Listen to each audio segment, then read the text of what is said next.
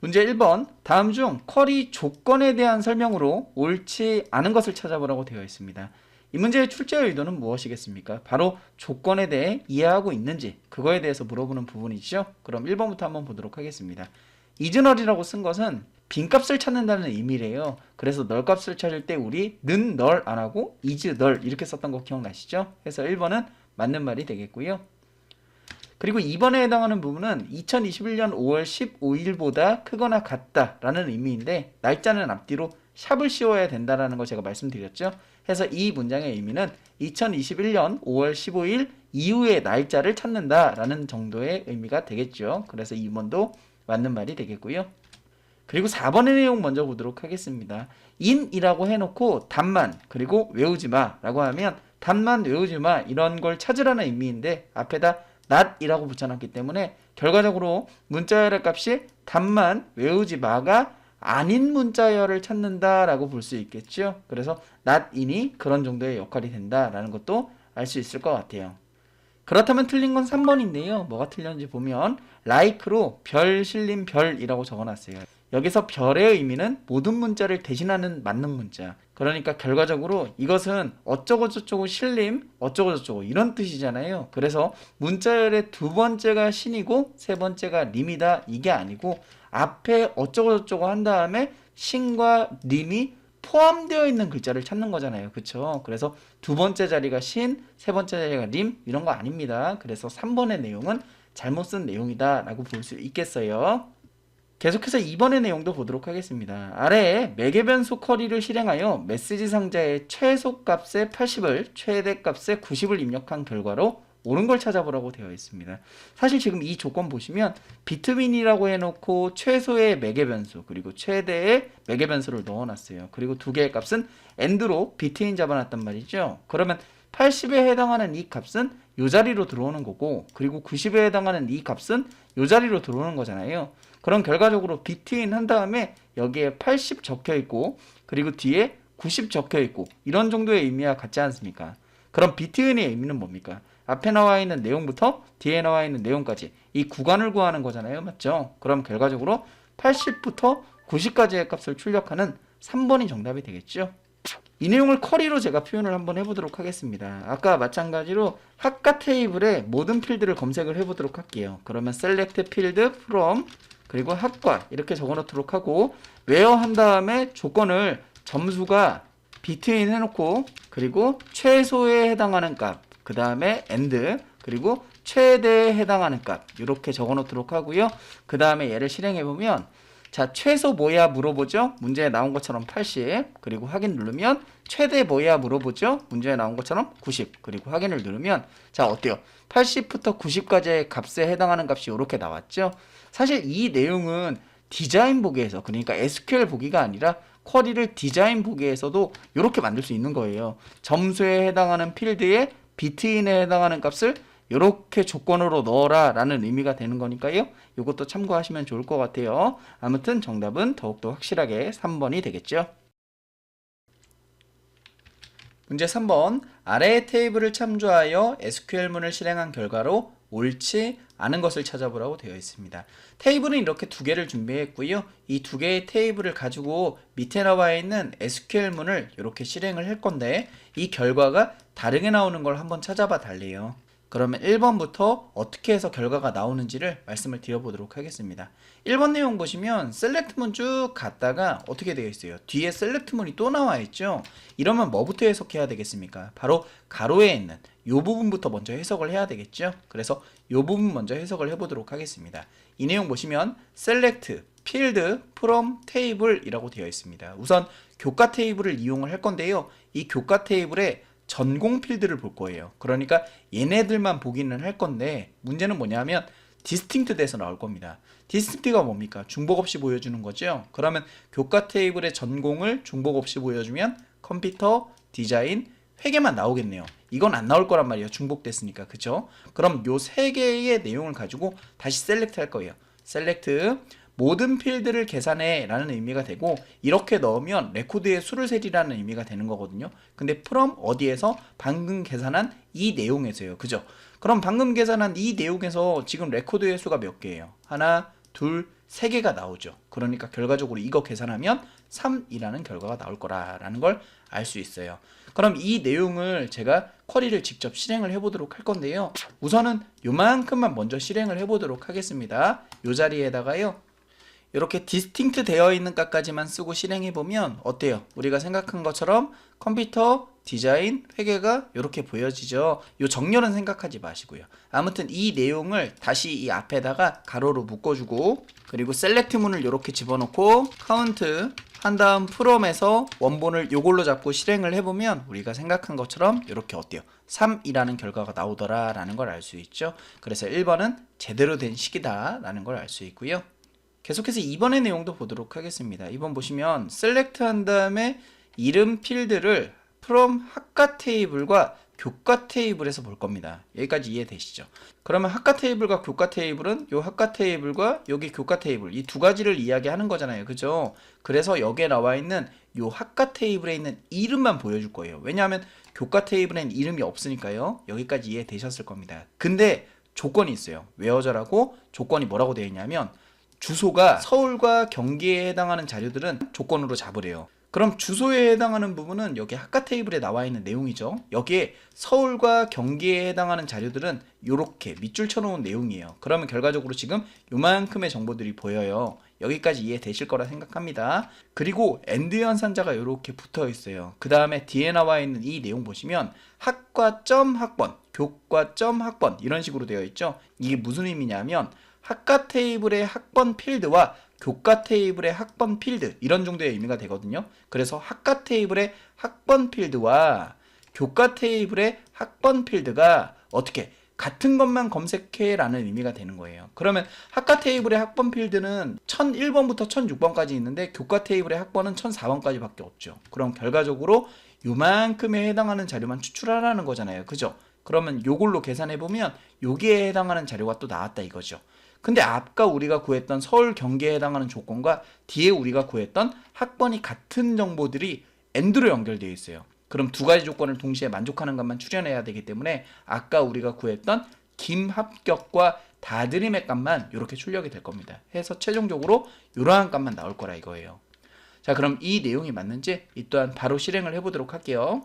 자, 셀렉트 문을 길게 이렇게 적었습니다. 중간중간 보시기 좋으라고 제가 엔터를 쳐서 웨어저를 구분을 해놨어요. 그런 다음 실행을 해보면 어때요? 김합격과 다드림에 해당하는 값만 나왔죠? 계속해서 3번 내용 보도록 하겠습니다. 3번 내용 보시면 셀렉트하고 필드를 점수를 평균을 구하래요. 근데 그거를 점수 평균이라고 읽어내래요. 근데 어디서요? 학과 테이블에서요. 맞죠? 그리고 웨어하고 조건으로 이름이 C로 끝나는 자료들의 평균을 구하라는 거잖아요. 그죠? 그러면 학과 테이블에서 이름이 C로 끝나는 자료는 여기 요 두 개의 자료밖에 없어요. 맞죠? 별 C니까요. 자, 이렇게 두 개의 자료에 해당하는 점수를 한번 생각을 해보면 70점과 50점이잖아요. 그러면 70과 50의 평균을 구하면 됩니다. 바로 60점이죠. 그래서 60이라는 결과가 나올 거고요. 아마 이 내용 위에는 점수 평균이라고 이렇게 필드에 이름이 붙을 거예요. 그 내용이 맞는지 실행을 해보도록 하겠습니다. 자, 마찬가지로 쿼리를 이렇게 적었고요. 실행을 해보면 우리가 생각한 것처럼 60이라는 내용이 나오고 별칭을 붙였기 때문에 여기 점수 평균이라고 이렇게 붙는다라는 게 확인이 될 거예요. 이러면 3번도 맞는 말로 볼 수 있겠죠. 자, 마지막 4번의 내용도 보도록 하겠습니다. 4번의 내용 보시면 셀렉트하고 탑2의 학번 필드를 구할 겁니다. 어디서요? 교과 테이블에서요. 그쵸? 그러면 교과 테이블에 나와 있는 것 중에 상위 2개만 구할 거다 라는 정도의 의미가 되는데요. 뒤에 뭐가 추가적으로 더 있죠? 오더바이 해가지고 정렬하래요. 전공 필드를 기준으로 정렬하고 그 값이 겹치면 학번 필드를 기준으로 내림차순 정렬해라 라는 의미가 되는 거예요. 근데 전공 필드 뒤에 뭔가 ASC나 DSC를 적지 않았으니까 얘는 아마 오름차순 정렬되겠다라는 의미가 되겠죠.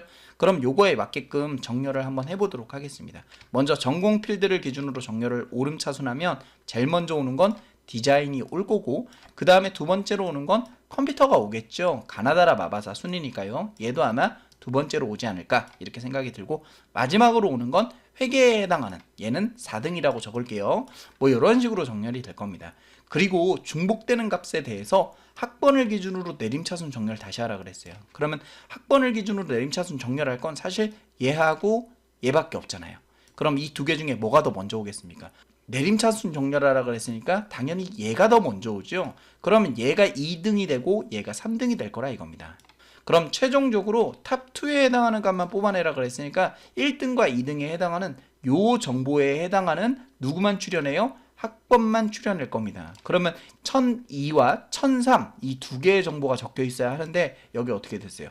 1001이라고 적혀 있죠. 이게 잘못됐다 이거죠. 여기가 1002와 1003 이렇게 나와야 된다 이겁니다.